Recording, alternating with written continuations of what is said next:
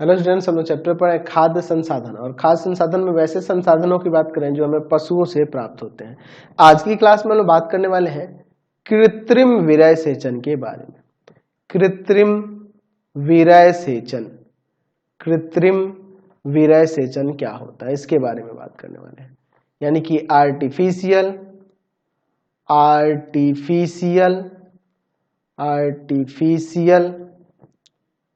इंसीमिनेशन क्या होता है। आर्टिफिशियल इंसीमिनेशन यानी कि कृत्रिम विरय सेचन, इसके बारे में समझते हैं। जैसा कि मैंने आपको पिछले वीडियो में बताया था कि जंतुओं के अंदर प्रजनन की दो विधियां हो सकती है, एक प्राकृतिक प्रजनन और दूसरा कृत्रिम प्रजनन।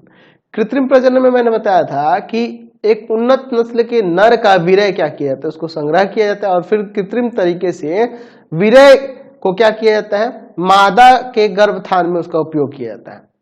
तो ये जो तरीका मैंने बताया था कृत्रिम प्रजनन की, उस कृत्रिम प्रजनन में होता क्या है कि कृत्रिम विधि से जो विरय होता है नर का, उन्नत किस्म के नर का जो विरय होता है उसको क्या किया जाता है कि मादा के योनि में, जहां पे वो गर्भधारण कर योनि में डाला जाता है।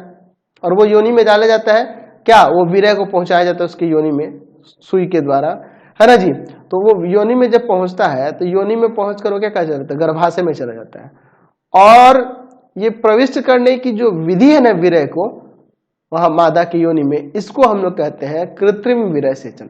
वो वहां पे पहुंचकर कहां चला जाता है, वो गर्भ धारण करने के लिए उनके अंडा जो अंदर मादा के अंदर जो मादा की योनि में जो ये डाला जाता है विरय, तो प्रविष्ट करके मादा के अंडों को निषेचित करता है ना, अंडों को निषेचित करता है। और जिससे क्या होता है, उससे आगे चल के कुछ समय बाद, अगर बात करूं गाय भैंस में, तो 9 से 10 महीने तक में उनसे क्या होता है, उनसे बछड़ा उनका जन्म लेता है। तो यानी कहने का मतलब है कि कृत्रिम विधि से विरय को मादा की योनि में प्रविष्ट कराने की जो विधि है ना, वो तरीका जो है ना, प्रविष्ट करना ही वो क्या कहलाता है, कृत्रिम विरय सेचन कहलाता है। तो इसकी परिभाषा आप यहाँ पे दे सकते हैं। तो हम लोग यहाँ पे लिख सकते हैं कि कृत्रिम विधि से विरय को मादा के योनि में प्रविष्ट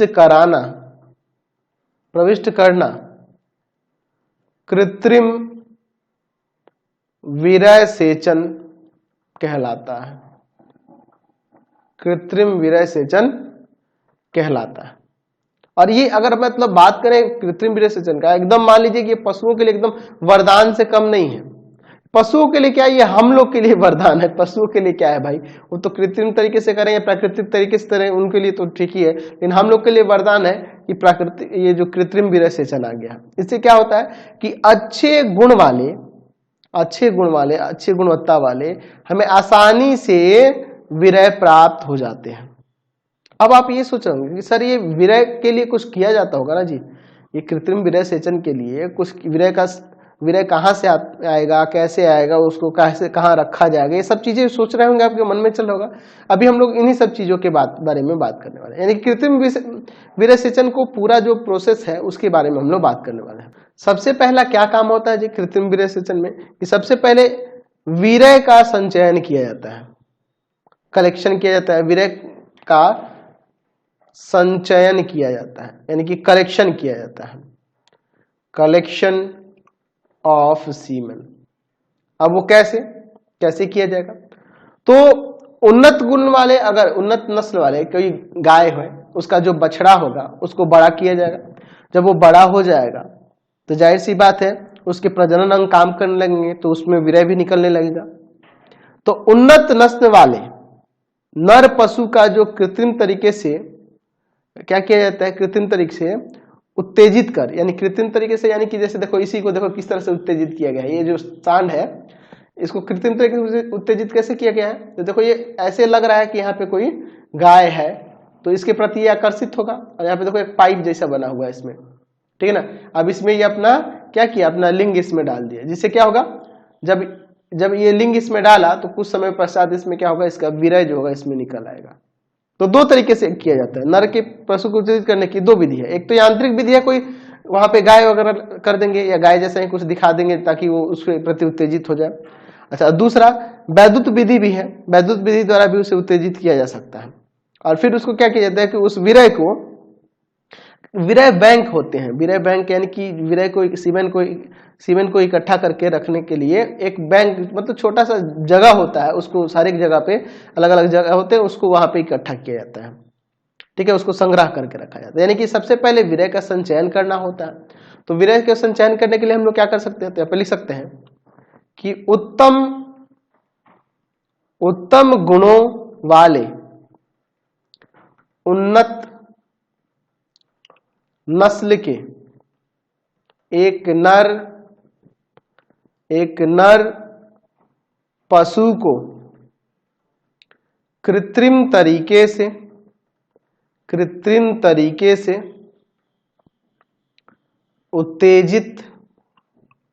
उत्तेजित कर उसके वीर्य का संचय किया जाता है। फिर इस वीर्य को वीर्य बैंक में रखा जाता है। ठीक है, अब देखिए वीर्य बैंक में रख दिया गया। अब क्या किया गया, तो अब इसके बाद उसका परीक्षण किया जाएगा। परिरक्षण के लिए यानी कहने का मतलब उसको चेक कर लिया जाएगा कि वो वीर्य उत्तम किस्म का तो है ही भाई। तो सबसे पहले अब उसका क्या करना होगा कि उसको प्रिवेंट करना होगा कि वो खराब ना हो, है ना जी। वीर्य तो इकट्ठा हो गया, वीर्य बैंक में रख दिया गया, लेकिन वो खराब ना हो, लंबे समय तक ठीक रहे, तो उसके लिए उसको क्या करना होगा, उसको प्रिवेंट करना होगा, है ना जी। उसको सही से उसको कह सकते हैं कि उसका परिरक्षण करना होगा। तो यहाँ पे मैं हेडिंग देता हूं, वीर्य का उसके बाद हमें परिरक्षण करना होगा। ठीक है ना जी, यानी कि प्रिजर्वेशन ऑफ सीमेन। देखिए इसको क्या किया जाता है, अत्यधिक ठंडा करके कम तापक्रम में, है ना जी, रखा जाता है ना जी। इसके लिए रासायनिक विधि से भी परिरक्षित किया जाता है और फिर उसे पतला करके छोटी छोटी शीशियों में डाल दिया जाता है। क्योंकि देखो अब एक ऐसा नहीं है कि एक सांड के वीर्य से एक ही गाय को प्रेग्नेंट किया जाएगा, नहीं, बहुत सारी गायों को किया जा सकता है एक साथ, है ना जी। तो इसके लिए क्या किया जाएगा, उसको पतला करके छोटी छोटी शीशियों में बंद करके रख दिया जाएगा। तो इसमें हम लोग इसके बारे में यहाँ पे लिख सकते हैं कि संचित वीर्य को अत्यंत ठंडा तापक्रम पर रखा जाता है या इन्हें रासायनिक विधि से परिरक्षित किया जाता है। अब वो रासायनिक विधि हो सकती है कोई, जिसके कारण क्या होता है जी, वो खराब ना होगा, वो सीमेन खराब नहीं होगा, उसको रखा जाएगा। फिर क्या किया जाता है, फिर इन्हें पतला कर छोटी छोटी शीशियों में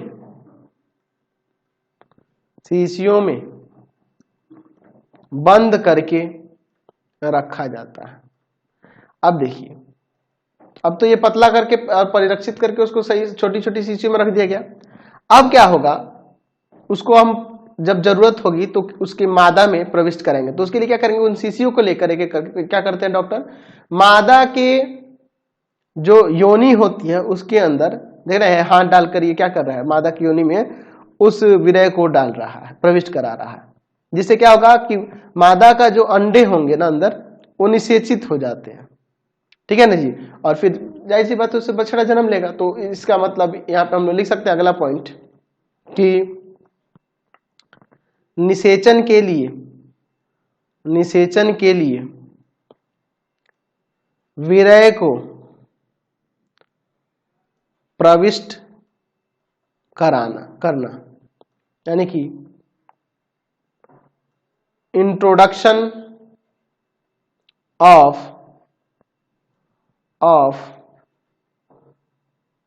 सीमेन फॉर फर्टिलाइजेशन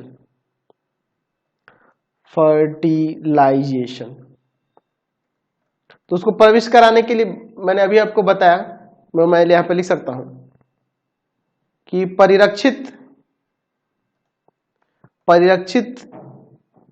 वीर्य को चयन किए गए मादा के योनि में सुई के द्वारा प्रविष्ट कराकर